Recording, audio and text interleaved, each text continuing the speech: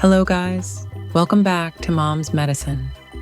Today I'm making a hair lotion for hair growth and to prevent hair shedding.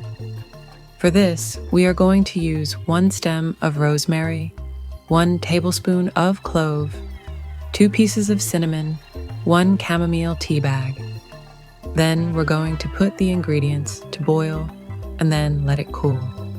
Rosemary promotes hair growth and prevents baldness and strengthens hair. Clove prevents hair loss and premature graying and can improve hair strength and thickness. Chamomile is known to brighten up those sun-faded tresses, help promote hair strength, and prevent split ends. Cinnamon contains cinnamaldehyde that dilates blood vessels and boosts blood flow to the scalp and gives you lustrous hair. This is a leave-in treatment. For best results, use daily. Can be kept in the refrigerator for up to 1 week. Bye.